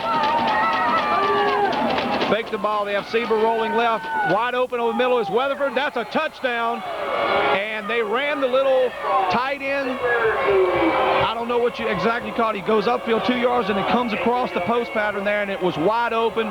Sieber put it on the money once again as the defense had stepped up looking for Tofield. And so with 21 seconds to go here, it is 26-6 Tigers. They have exploded in the first half. And right now, Marty, you got to say that they are playing the best they've played in about 3 weeks on offense. It is. They've played outstanding. That was a waggle, and Weatherford just drug across the middle, and of course, Antron Sieber was right on the money. Lone setback set here as they go for 2. Sieber dropping back, looking to throw, throwing to Williams on the little fade route. It's wide open, and they score. That's going to make it 28-6, and they set that one up beautifully. And, Marty, you just don't see a high school kid throw these patterns like this. You don't, and I'm just in awe.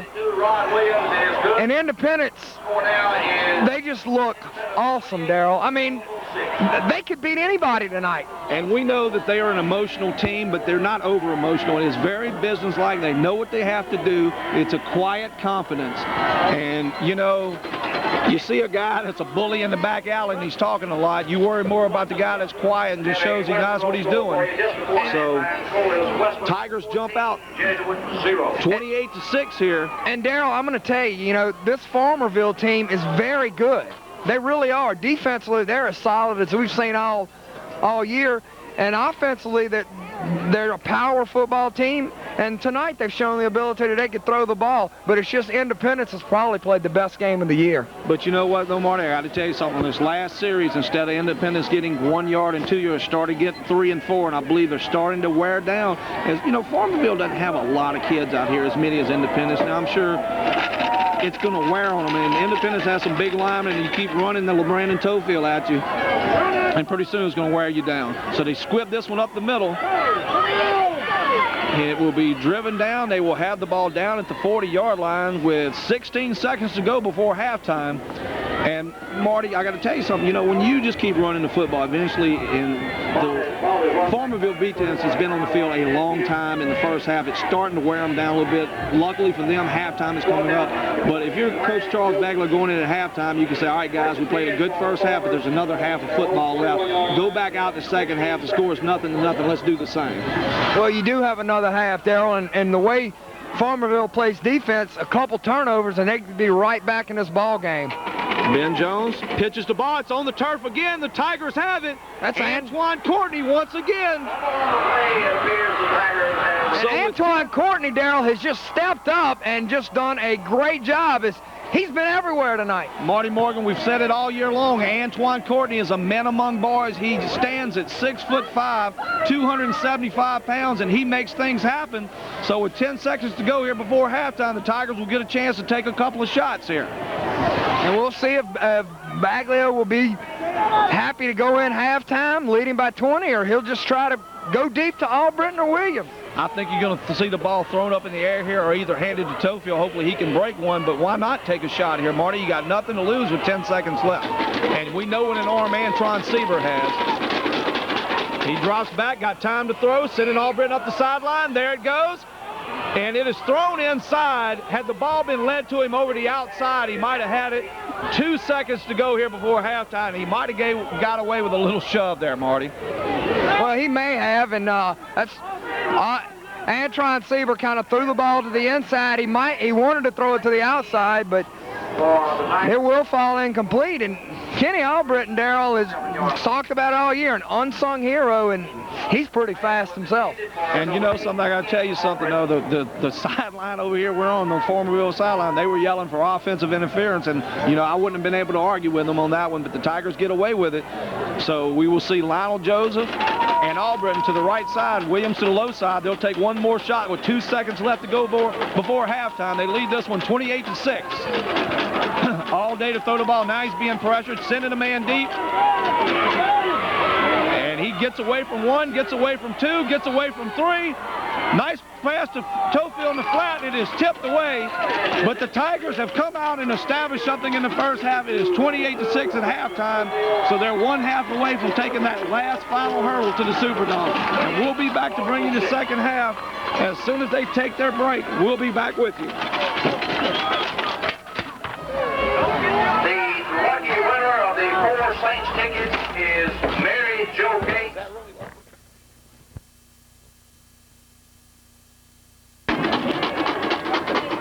And the Tigers will kick off to start the second half. They have exploded out to a 28-6 lead here at halftime. Farmerville Farmers have played very well, but have given up the big play as Sieber kicks it up the middle. It's fielded by Dismuke as he will come into the inside. Look at the big linebacker rumble and gets the ball out to the 44-yard line. So Farmerville will have a pretty good field position there, and that was the big linebacker, Todd Dismuke, on the carry. Looked pretty good carrying the ball there, Marty. He did. He's a big fella. He goes about 6'2", about 220, and he's got a lot of speed and a lot of power, and he gives Farmerville a good start to open the second half. First down and 10 for the Farmers. Ball rests at the 44-yard line. And Farmerville had some success running the football in the first half. They hand the ball off the lines, and he is met at the line there. Number 7, Russell Lyons. And let me see who that was. It was a big play, and I want to make sure there, but I believe that was big Don Drake, the nose tackle. Drops him for about a 1-yard gain, so good job by the nose tackle there. And this Lyons kid is hard to bring down, Marty. Pretty big fella. Well, he is a big fella, and one thing he does is he runs hard, and he never stops running. He never stops moving his feet, I should say. Second down and 9. And every time there's a flag down, every time they seem like they bring Singleton up to the pro set, they pitch the ball to Lyons around the left side. So I'm sure the coaching staff for the Tigers is kind of keying on that as they had 4 or 5 players up on the line on the right side there looking for that play. Legal procedure goes against the Farmers, backs them up 5 yards. It'll bring up 2nd and 14.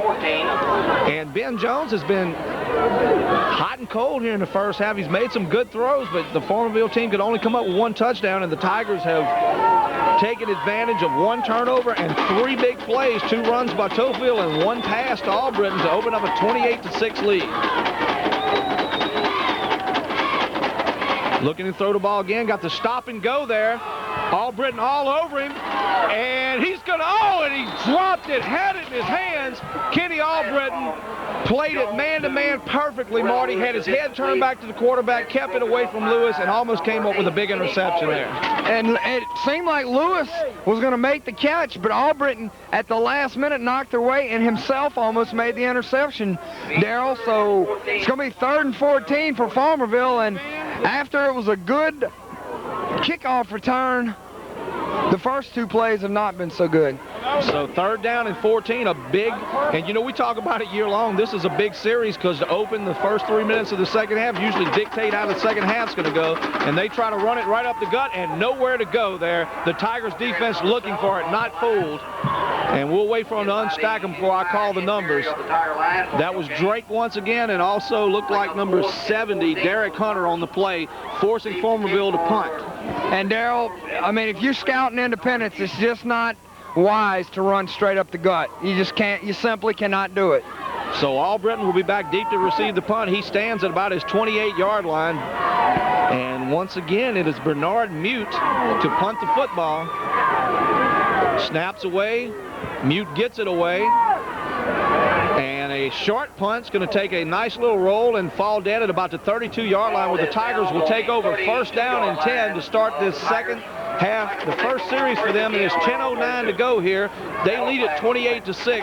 And Marty, offensively, it's like no gain, big play. And the Tigers have been hot and cold, the Farmerville defense, as there was a flag down, legal procedure. Let's see if they're going to take this one and make it punt it again, or if they're going to decline it. Looks like they're going to decline the penalty and take the ball where it rests at the 32. And that will be the case there, Marty. So, you know, we talked about the Tigers' offense. Very good. Had some big plays in the first half. And let's see if they can keep it going here in the second half, as Antron Sieber was spectacular throwing the football in the first half. Well, Darrell, I would venture to say before this night is over, you're going to see them hit the tight end down the middle on a streak, and it's going to be wide open, because the way Farmerville's been playing defense, they kind of been doubling on the outside and just letting Quentin Weatherford roam straight down the middle of the field, and he's been wide open. Offset eye, they hand the ball off to Tofield off the right side, tries and gets around the corner. He's going to lower his shoulder, pick up about 4 yards. Marty LeBrandon Tofield carried the ball 14 carries for 142 yards in the first half. Antron Sieber completed, I believe, 4 passes for 125 yards.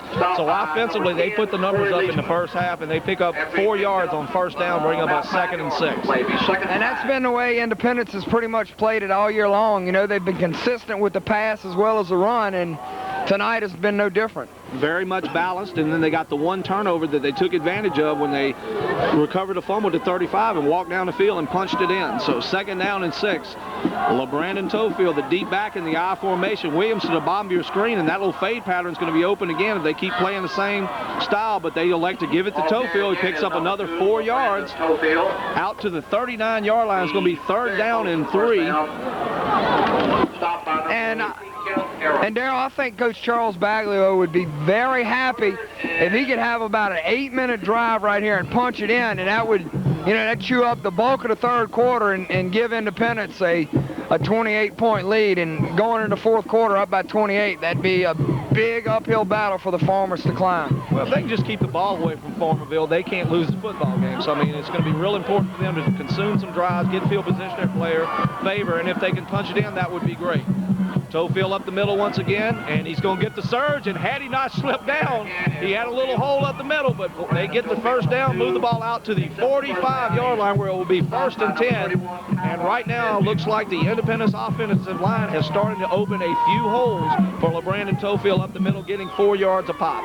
And Darrell, I think that's going to be the game plan in the second half, just try to wear the defense of Farmerville down and chew up a bulk of this clock. As in the third quarter, it's already down to 8:28 with Independence leading 28-6. And you know, you told me something at halftime that the Independence Tigers reminded you of the Big Ben clock over in London. Why was that, Marty? Because they are big time. 1st down and 10 Tigers. Ball rests at the 45-yard line. Antron Sieber, the quarterback. Tofield, the lone setback. They will turn and run the toss sweep. He's looking to throw it. Man's not open, but he lobs it up into triple coverage.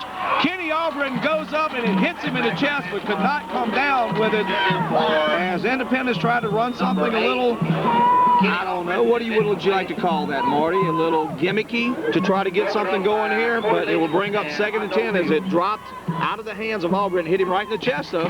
Well, I think it's a little bit of trickery. The main thing we're just trying to do is keep Farmerville honest, to let them know that, hey, Independence is just not going to pound the ball. You're going to have to be aware that they can also pass the ball. And, you know, we haven't even seen them run the wide receiver screen that has been so successful in years past. I don't know if I've seen them run it this year, as that had been a big play for them in years past. But we've seen them run 3 wide receiver sets tonight, something they haven't done a lot. And a little draw play to Tofield, and those legs are kicking. He's moving, folks, and hit down hard. And that was number 20.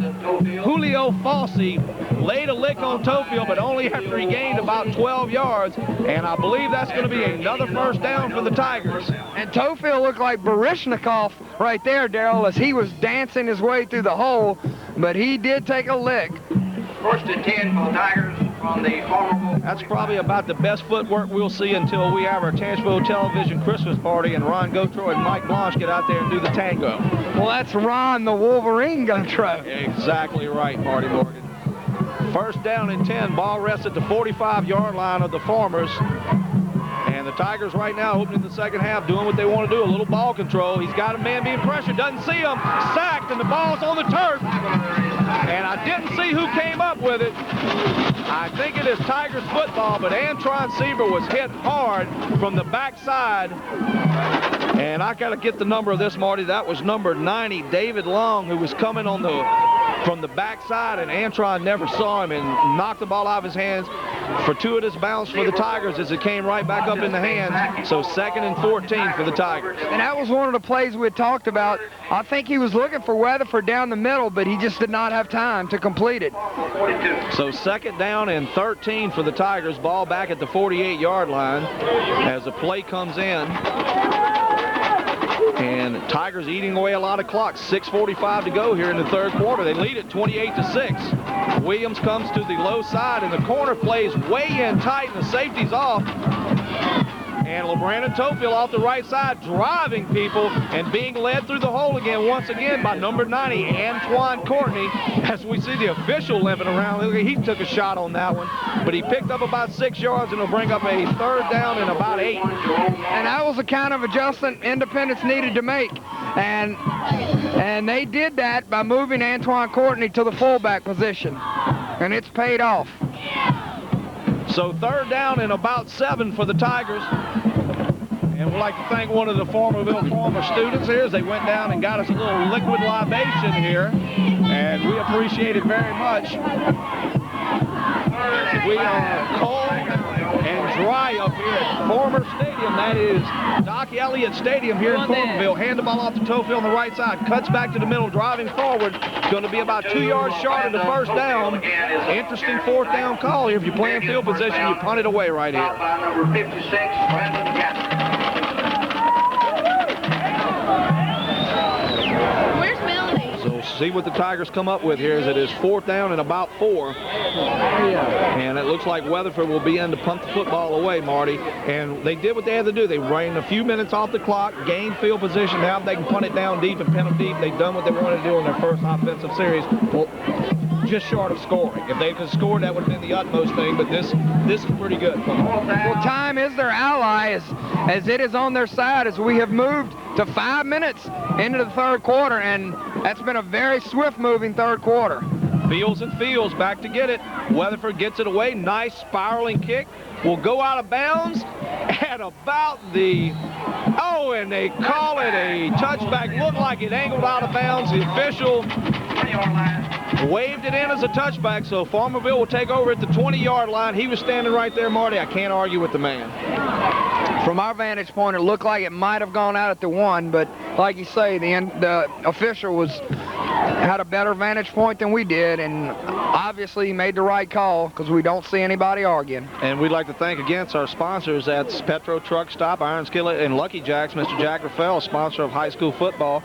Charles Jenko, attorney at law, 118 Mulberry Street in Amite. We can thank him for sponsoring tonight. Also, Fidelity Finance, 118 Kate Street in Hammond. And go by and see Johnny DeVera. Get your loan for your Christmas coming up. It's 429-8000. Thank him for helping get us on air. And also Dixie Motors for giving us the van to get here tonight to bring you this action. As we see a lineman jump, there'll be laundry on the field, and it'll back up 5 yards. It's going to be an illegal procedure against the Farmers. Also, Corona's Bakery, Marty. Every time I go in there, I think I just fell in heaven because of the wonderful bread. You smell it, the pies, the cakes. They do wedding cakes, anything you could want there. You're a married man. I'm sure you got your wedding cake there, and they just do a great job there. I went in and saw Mr. Corona. They had to walk out with a big chocolate cream pie. They have apple. They have pecan. They have coconut, sweet potato, pumpkin. They have them all there. Go by and check them out there at Corona's. And also S&S Sports Center, your local sporting goods store in Hammond. Fine embroidery system there. Quick turnover, too. As they hand the ball off to Singleton off the left side, he's going to pick up maybe about a yard or two. Now, on first down, it is now still going to be second down and 14. So Farmerville deep in a hole here. Tigers lead it 28-6 with 4 minutes to go here. About 4.5 minutes to go here in the third quarter. And Darrell, Farmerville does not have the kind of offense that has the ability. They don't have a big play offense. They just kind of pound it down your throat and hope for something big. So as this game gets deeper and deeper, it gets a lot more tougher for Farmerville. Singleton off the right side. He's getting to the outside. Cuts back to the middle and is going to be out. Picks up about 8 yards there. It's going to put him in about a 3rd and 8, and he had a nice little lane to the outside. And Tofield forced him back to the pursuit. Nice job by Charles Tofield. And once again, the defensive backs coming up, making tackles as they have done all year long. Well, Tofield came up and forced him inside, and Chad Falcone on the pursuit from his line position ended up with the tackle, but it is still 3rd down and 7. Big play here early in the third quarter for this Tiger defense. If they can shut them down here and force them to punt, I think they will really be in more control of this game than the Farmerville team would like them to have.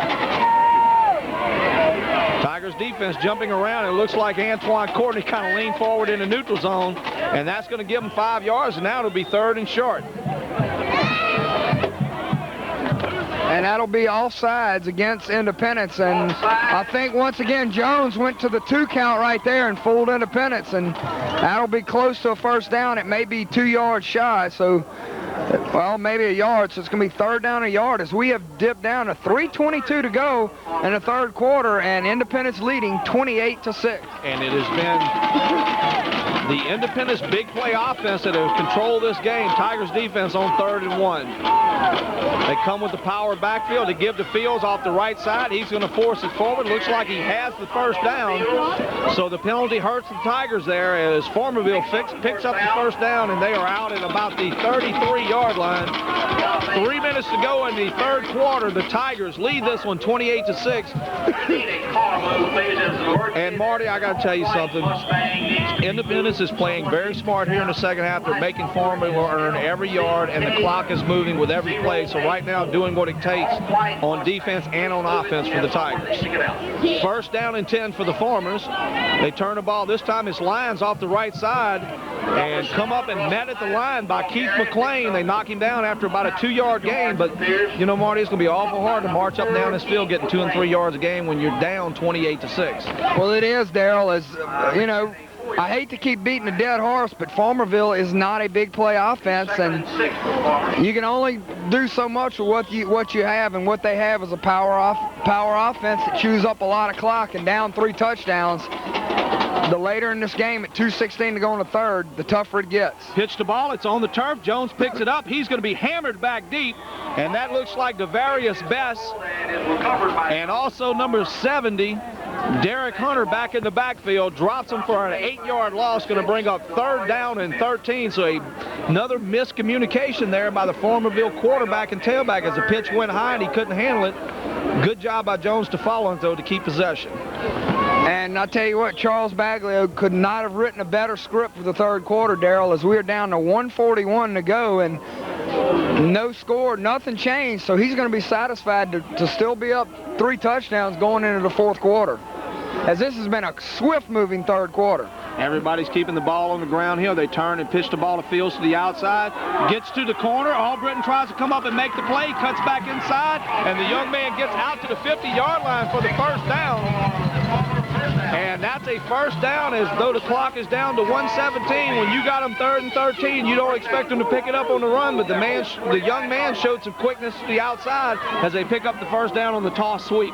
And Darrell, that's only the second time we've seen Fields run the ball, and he shows a lot of explosiveness as he has a lot of speed. And Maybe they should have gone to him a little earlier. Well, they have no wide receivers, just a power package in, but you got to watch the tight end slipping out. This time they pitch the lines. He's off the right side, and that's going to be Devarius Best. Comes up and grabs him down the leg and then asks for help to bring the young man down, doing a fine job there. By number 6, Devarius Best. He picks up 4 yards on the play. It is 2nd and 6 for the Farmers. And Marty, this Farmerville team has yet to give up. There's 45 seconds counting left to go here in the 3rd quarter. They are in Tiger territory. Tiger 47-yard line. As the clock winding down here in the 3rd quarter. Power out set once again. They hand the lines up the middle. He's going to pick up 2 or 3 yards. Falling forward. It's going to be close. Within 1.5 yards of the first down. Big 3rd down play coming up for the Farmerville Farmers. 16 seconds and counting. Not sure if they're going to try to get another play off before the start of the 4th quarter. And Independence right now giving up small chunks of yardage, but the clock is their ally. 2-1, and that's going to end the 3rd quarter. And you will see, as I'm waiting for the official to blow the clock, there's all zeros on the clock as the Independence Tigers lead at 28-6, and we'll go into the 4th quarter. 4 fingers raised, and I don't understand this call. What is a timeout for us at the end of the 4th quarter? The end of the 3rd quarter. I believe the official's a little bit confused here. But, Darrell, that was the swiftest moving 3rd quarter I think we've seen all year long, and that's just what the doctor ordered. It's the end of the 3rd quarter. They score after 3 quarters. 3rd down and a long 3 as the Farmerville Farmers start this 4th quarter. Desperately needing to get some points here, Marty. We had a halftime score. It was Evangel 17, St. James 14 at halftime. The winner of this game will play that team, and he's stacked up at the line. Going to be a little bit short of the 1st down. I believe, depending on the mark, it's going to be very close. We have a tough angle from here, and that was McLean, Antoine Smith, and Mulkey in on the stop, and it's going to be 4th and 1. So right here, look for big Russell lines to get the ball, try to keep the clock moving. And Farmerville, like you said, Marty, with the lack of the big play offense, it's going to be tough for them to march up and down this field down 3 touchdowns.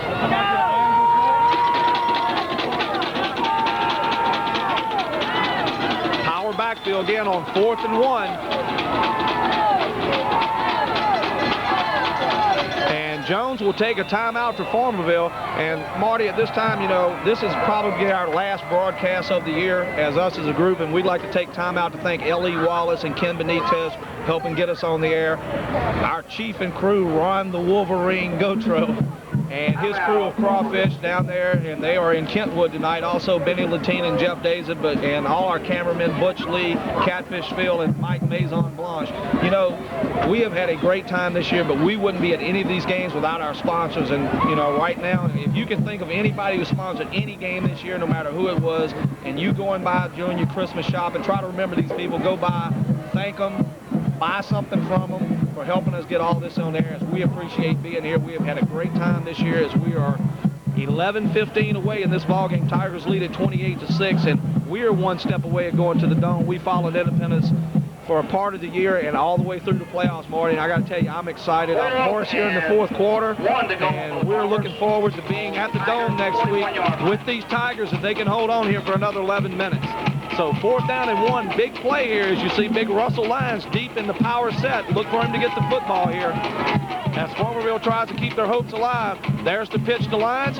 He's hitting the backfield, going to be stopped, and the Tigers will take over at the 46-yard line, and they knew it was coming, and they stopped it this time, Marty. And that was big Antoine Smith coming up, and he made the stop, and right there, oh, baby, that was Tigers defense just coming up big. And now the offense's job is just to put a couple of 1st downs together. You score great. If not, eat some of this clock up and look for them to run LeBrandon Tofield left and LeBrandon Tofield right and just keep the clock moving. It is now 11 minutes to go here in the 4th quarter. Tigers offense has been explosive all night, to say the least, Marty.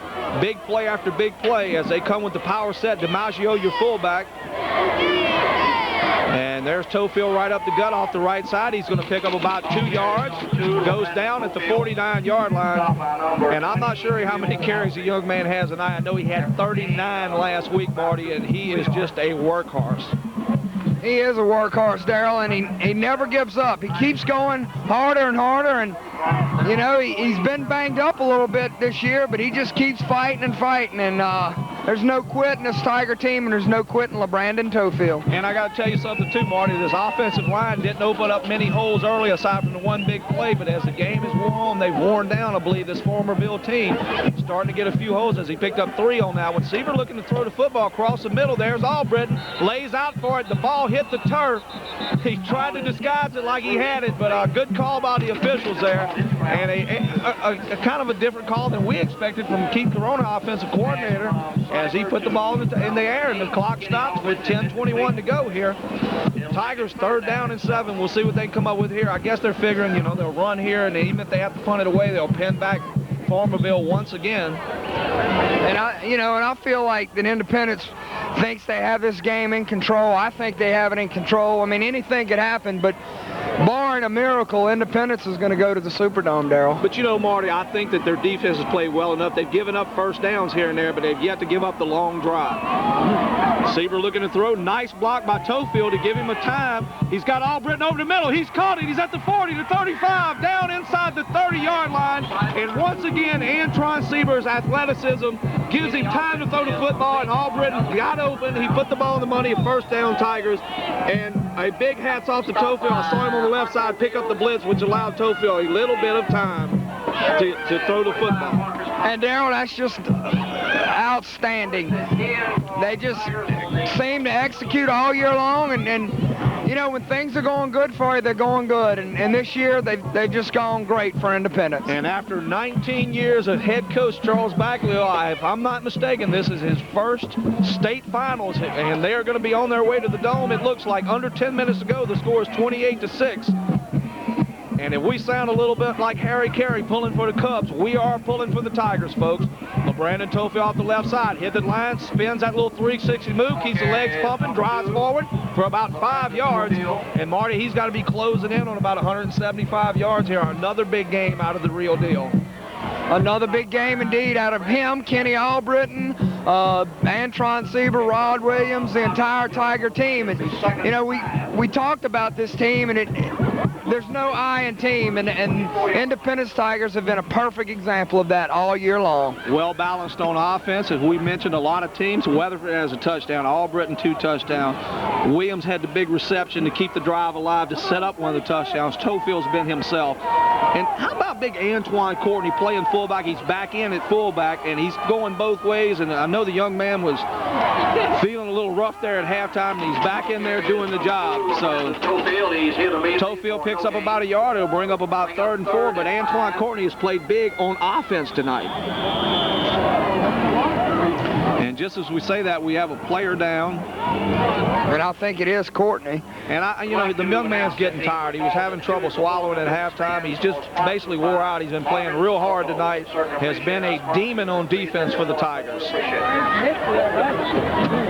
And we say it one more time, folks. We'd like to thank all of our sponsors. Dixie Motor Company helping get us this van to get us here tonight. We can't tell you how much we appreciate the gang over there at Dixie doing that for us. If you're in the market for a vehicle, go by and see them at Dixie Motor Company. Also, S&S Sports Center. They have shoes. They have sweatpants. They have women's warm-up suits. They have women's clothing. They have Nike. They have Reebok. They've got it all over there. Go by and see the gang over there. And then for team sports, they do silk screening and embroidering. One of the quickest turnarounds around. You go in and you get it as quick as they can do it. So they do a great job over in S&S. Corona's Bakery, I can't tell you all the stuff they have over there. Go by at lunchtime, have a po' boy. They serve them from 10:30 to 2, Monday through Friday, and they have all the delicacies you could want. Pastries, bread baked daily. They have pies, cakes, cookies, you name it, they got it. It's delicious. 3rd and 5 for the Tigers. They turn this time. They fake it to Tofield. They're sending Seaver right. Takes his time, throws the ball to Weatherford on a little out pattern. It will be down inside the 9-yard line. And whatever Keith Corona calls, Keith Corona gets tonight, as he has called a great game plan. And hats off to the whole Independence coaching staff. They came in here tonight knowing what they had to do, and they've done it, Marty. Well, they have, and you can't stop Independence. You can only hope to contain them, and you can't even contain them tonight, Darryl. No, Marty, they have used all their weapons tonight. There you saw Weathers, big tight end. They've used him twice, once on the touchdown and on this one. And he gets them the 1st and goal inside the 10-yard line. Antron Seaver brings them up to the line. The one-back set, Albritton to the low side of his screen, Williams to the high side. He turns, runs the ball left, hands off to Tofield. He's got the corner, get to the outside, walks untouched into the end zone. LeBrandon Tofield once again, folks, and if my addition is correct, that is 45 touchdowns on the season for the real deal.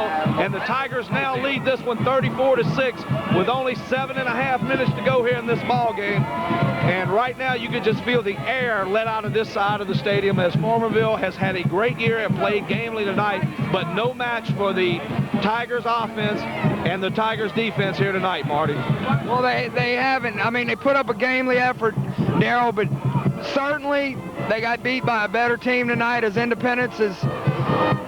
Tell you what, Darryl, they're as good as any team in high school in any class. And I'm going to tell you something, Marty. We've been quiet about this one all year long, but granted, we don't know the outcome of the other game yet. It was 17-14 at the halftime. But I got to tell you something. I know both teams are looking forward. You want to be the best, you got to beat the best. You got to walk that aisle. And if it's Evangel that's there, you know they're looking for Independence because they know Independence is the best, and they want to beat Evangel to prove that they are the best. And if that's what comes to fruition late in this game here, that they go to the Dome and face Evangel, what a matchup it's going to be next Friday night at the Superdome in New Orleans. Well, it will be a great matchup of two great offenses and two great defenses. Obviously, two of the best teams in the state in any class, and Independence will have a great chance. They really will. Question one for you, Marty Morgan. Next week, if they go to the Superdome, you plan on AstroTurf. I do not think that Independence has been an on year, but imagine the speed of Tofield and Seaver on turf. Yeah, it's going to be that much more dangerous. 7-8 in the 3rd quarter. And we'd like to thank Charles V. Jinko, attorney at law, Fidelity Finance, all our sponsors, and Jack Rothell. Whenever we've been in a crunch, Darryl, he's helped us out an awful lot. A big fan of Independence over there at Lucky Jack's and Petro Truck Stop. That's Jack Rothell, and I just can't say enough about our sponsors. Can't thank them enough, Marty, as they have allowed us to experience this ride. We've come along for the ride. The Independence coaching staff and fans and all that have made us feel like family and brought us along for the ride, and we're just happy to be here, as it looks like we just might be dome-bound. And just as I say that, there he is. A nice tackle there by Dawson as he gets him to the outside. He stopped him at the 24-yard line. So 7 minutes to go here, Marty. And for Coach Charles Baglow, this is going to be a long 7 minutes. You know he just wants to get this one over with nobody hurt and look forward to next week, no matter who they face. Well, you're right. The ultimate, after they lost to Evangel last year, they didn't drop. They dropped their heads. They were a little upset, but they said, we've got a year to wait.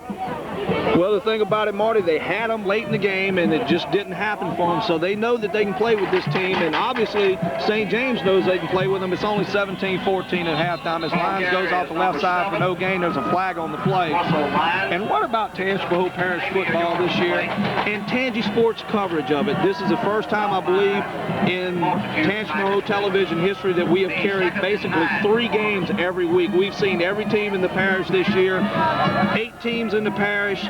6 of them make the playoffs, 4 in the state quarterfinals, 3 in the semifinals, and we know 1 that's going to be in the Dome. Looks like it's going to be Independence. We heard a partial Hammond score that they were leading at halftime.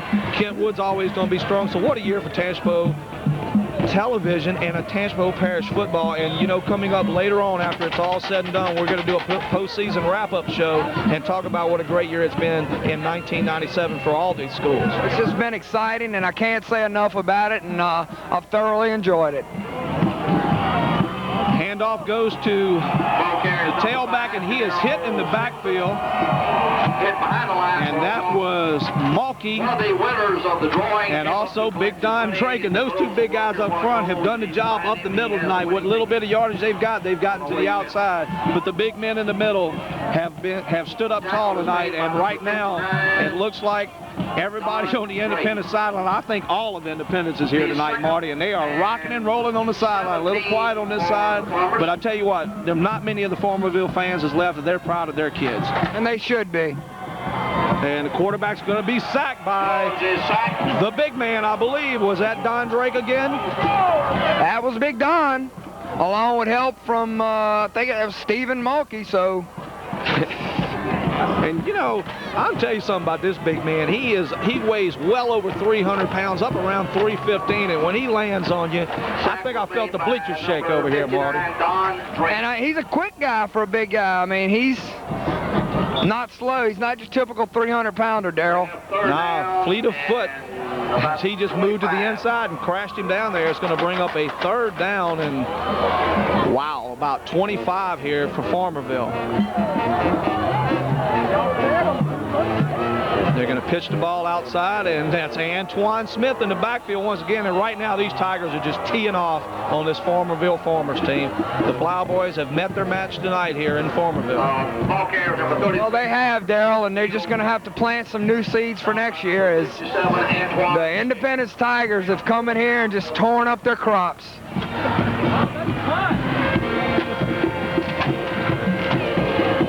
So the drought is set in here in Farmerville. And it reminds me of an old poem, Casey hit the bat. There is no joy in Mudville here tonight as the Tigers have come to town, folks, and taken care of business. And we see the big banner walking around the sideline over there, 13-0 state down, and that's where these Tigers are headed, folks.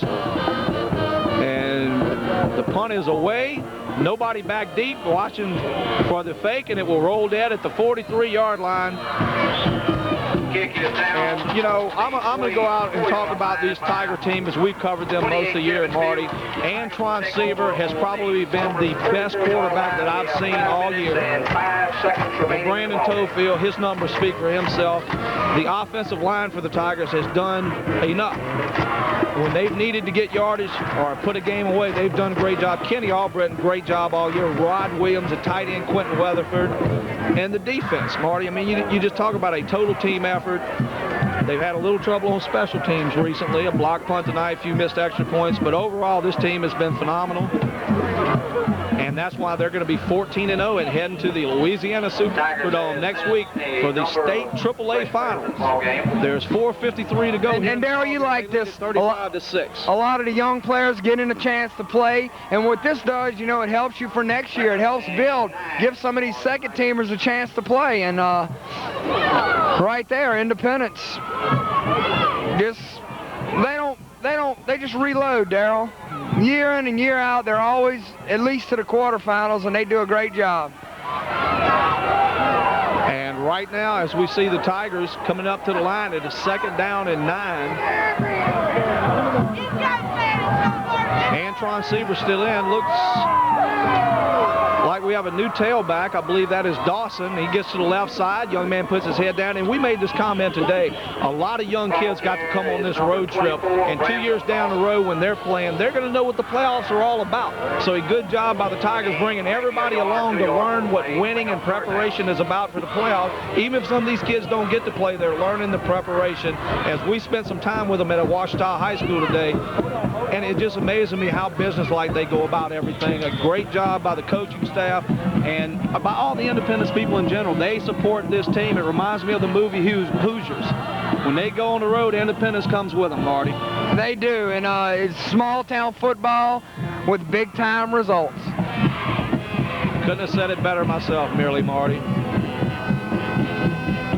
Dawson once again up the middle of the line will pick up about a yard, and the Tigers will bring up 4th down. Clock still moving, under 3.5 minutes to go. You know, if you've been following Tangipahoa Parish football and you're a football enthusiast, a high school football enthusiast, like we've become, you can't be any happier for Charles Baglio and his staff. I mean, if anybody deserves a chance to go to the Superdome, it's him. He's been in the business for 19 years. He's paid his dues. He's run an honest program. He's done things right. You know, he's helped a lot of kids. He's helped a lot of people, and he's just been a dynamo.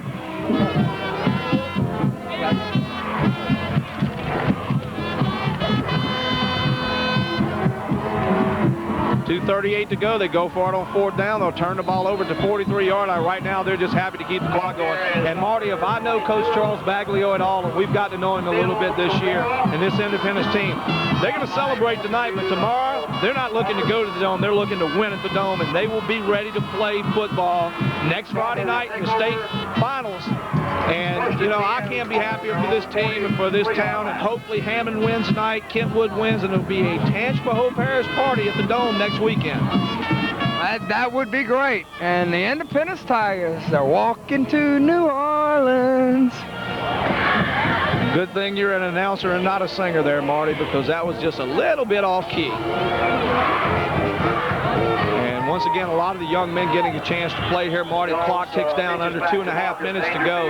And look at that sideline across the way there as the Independence Tigers marching the 13-0 banner around in front of their fans. And everybody's excited about this. And I tell you what, you know, we talked about all the signs in the town and all this, and it really brings a town together. We saw it do it for Hammond last year as they made their trip along the way, and it's going to do it for Independence this year. And, you know, I'm going to tell you what, if anybody talks about anything else in Independence besides that game this week, I'll be surprised. 2nd and 8. Jones looking to throw the ball, being pressured by Antoine Smith. Got a receiver open as he's out of bounds. Did not make the catch. He caught it out of bounds, so they'll bring it back again for 3rd down. Minute 45 to go here in this ball game. The byline for the picture of this one has been written, Tigers move on to the state finals if they have come to Farmerville and will walk away with a 35-6 victory, barring any other scoring here with a minute 45 to go. The Independence Tigers, 14-0, second ranked in the state. And what a scene it is on the other sideline. We are on the Farmerville stands. It's kind of quiet over here, but it is pandemonium on that side. And, you know, I see them walking around with the Gatorade bucket. I hope Coach Charles Baglio doesn't get wet because it's kind of cold out here, Marty. And my, oh my, did Antoine Smith read that, and did he lower the boom on Terrell Lewis and turn out the lights, the party's over. And we're starting to celebrate up here ourselves. Marty Morgan. Haven't heard a voice like that since Elvis died, Marty. Thank you very much. The Farmerville band strikes up the funeral march. As this one's over, it's in the books, minute 07 to go. But you know, these fans are standing and cheering their team as they've had a great year to get this far to the state semifinals. We take our hats off. They came ready to play tonight, Marty, but just got beaten by much better Independence football. And they really were a very good team. I mean, defensively, you're not going to find a much better defense than Farmerville was, but Independence came in and clearly the better team, and they came up here in a hostile atmosphere, tough night to play football, 20-degree weather, and they're going to come out victorious, and they're going to go to the Superdome, Darrell. And, you know, when you start way back in August and in the summer, your ultimate goal is to get to New Orleans and the Superdome, and Independence has achieved that goal, and they just have one more hurdle, and that's to win a state championship. And the opponent, whether it be St. James or Evangel, will be a big test for them. But tonight, if you're back in Independence or if you're here tonight, celebrate tonight. Worry about the game next week tomorrow. We're going to celebrate tonight this big win as the Tigers will come in and probably kneel on this one. They're pushing everybody back there as the Tiger fans are coming out of the bleachers. And you know, I haven't had this kind of feeling since I played ball way back when, and we went to the state playoffs and this, that, and I've never made it this far, but what a feeling it is, and all we do is talk about it, Marty. It is. I mean, it makes you feel good to be a part of something like this, Darrell. It's, you know, the friendly folks from Independence and the coaching staff have been so nice to us and cordial, and it just shows the class program that they really are. To take two virtual outsiders in. Two Hammond boys have went to Independence and found themselves a little home, and you know, we've had a great time up there this year, as well as we did. We were treated well in Albany and spring. Everywhere we went this year, we were treated really well. It just so happened that through the playoffs, we've covered Independence as clock ticks down, 30 seconds to go. And what a scene it is as we stand up here atop Doc Elliott Stadium in Farmerville and watch the Tiger fans getting loose and getting busy. They're getting their swerve on, Marty, on the sideline over there, so to speak. You see big Antoine Smith dancing with the cheerleaders and just having a good time.